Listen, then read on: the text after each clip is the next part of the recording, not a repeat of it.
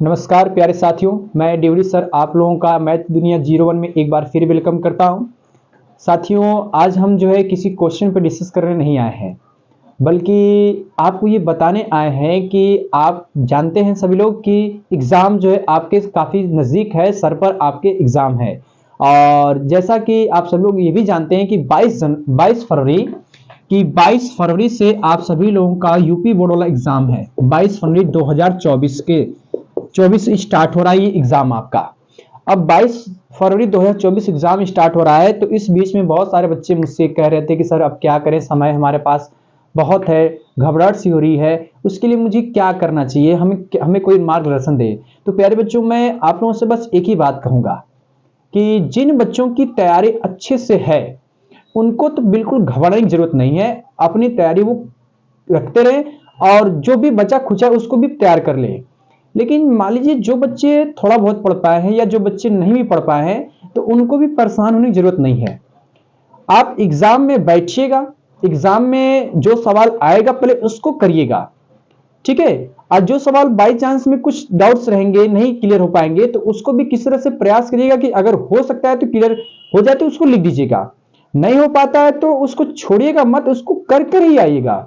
सादे पेज पर नंबर नहीं मिलेंगे, बल्कि आप कॉपी पे कुछ न कुछ लिख कर आएंगे, तभी आपको नंबर कुछ न कुछ मिलते ही रहेंगे। तो इसलिए मेरे आपसे यही कहना है बस है कि आप सभी लोग जो है एग्जाम में जब बैठे तो पहले तो घबराए ना, बल्कि शांत मन से आप पेपर को देखिएगा और जो क्वेश्चन आता रहेगा उसको पहले करते रहेगा।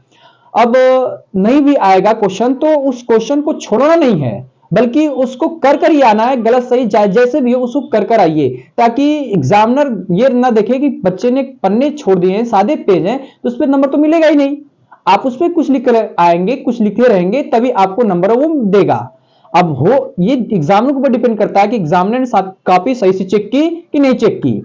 अगर जो है सादे पेज दिखा दिए उसको तो नंबर तो वैसे नहीं देगा। वो लिखे रहेंगे तो हो सकता है कि कॉपी सही से ना चेक किया हो, बस इतना देखा कि लड़का लिखा हुआ है तो नंबर दे भी सकता है।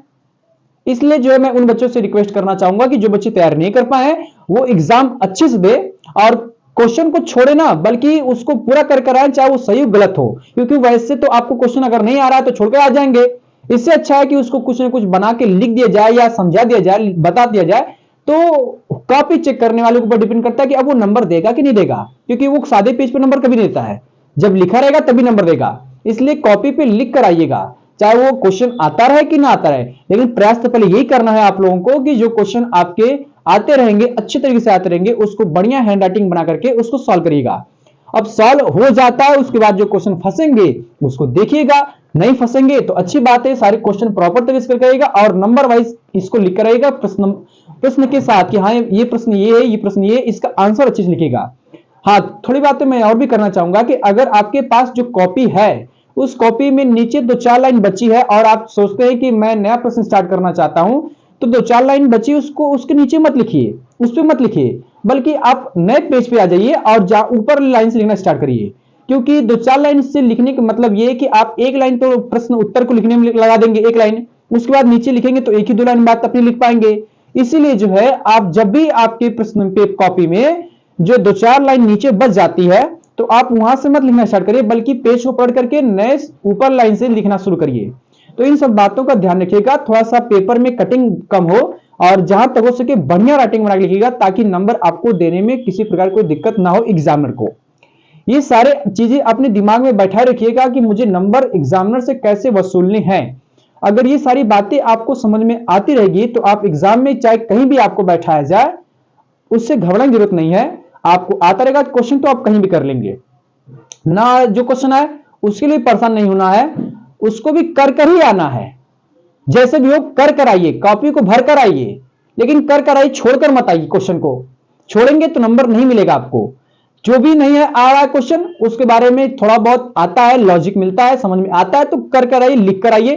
पन्ने भरे होने चाहिए मेरे ख्याल से। जिन बच्चों को क्वेश्चन नहीं आता है सही सही, उनको क्या करें, पन्ने को भर कर आए। हो सकता है कि एग्जामिनर देखे कि लड़का ने लिखा हुआ है, पन्ने भरे हुए, तो अगर आप नंबर दे देगा। सादा पेज रहेगा तो कतई नंबर देने वाला नहीं वो है। इसलिए आप इस बात का ध्यान रखिएगा कि जो क्वेश्चन हमको नहीं आ रहा है उसको आप लोग कर कर आएंगे, लगा कर आएंगे, सादे पेज को नहीं छोड़ना है। इतनी सारी बातें याद रखिएगा। और बाकी जो है आपके सपोर्ट में हम तो खड़ी ही है। आप सभी लोग अपना सहयोग हमारे ऊपर जरूर बना के रखें। हम आपके लिए जितना हो सकता है उतना करेंगे। तब तक आप सभी लोगों का, हमारी दुआएं आप सभी लोगों के साथ है। आप जो है अपने एग्जाम में अच्छे नंबर पास करके और अच्छे नंबर से पास हो। ठीक है, धन्यवाद आप सभी लोगों का।